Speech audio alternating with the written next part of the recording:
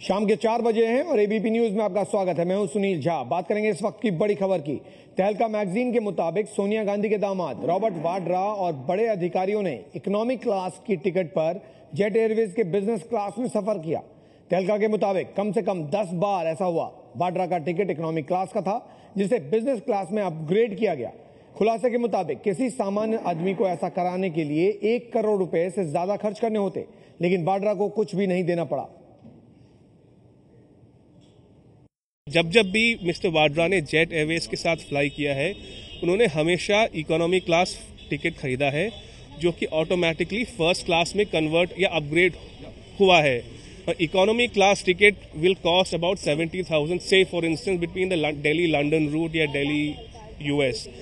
वही टिकट जब अपग्रेड होता है cost almost in excess of ₹3 lakh. तो उनके साथ कुछ केसेस में उनके मदर थे, उनके बच्चे थे, सबका जो है अपग्रेडेशन ऑटोमेटिकली हुआ है।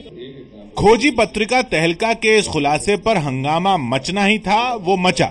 दिल्ली में तहलका की प्रेस कॉन्फ्रेंस में मौजूद कांग्रेस कार्यकर्ताओं ने आरोप लगाया कि ऐसा बीजेपी के इशारे पर किया जा रहा है। आपने नेताओं का नाम लिया, इसमें एक भी नेता नहीं, वो भी मेरी आवाज उठाने पर सभी मंच आप नेता का नाम लिया। ये ऐसा क्यों? आप तहलका को पूरे देश ने देखा है। आप जमानत मिल गई तो क्या मोदी से डील करने जा रहे हैं? और डील करने तो बताइए सब पत्रकारों को क्या डील है। वहीं तहलका ने दावा किया कि यह खुलासा पत्रिका ने सीबीआई की जांच और जेट एयरवेज के कर्मचारियों के बीच हुई ईमेल के हवाले से किया है। पत्रिका के मुताबिक कांग्रेस अध्यक्ष सोनिया गांधी के दामाद रॉबर्ट वाड्रा की नई दिल्ली लंदन यात्रा की इकोनॉमी क्लास की हवाई टिकटों को करीब 8 बार फर्स्ट क्लास की टिकटों में बदला गया।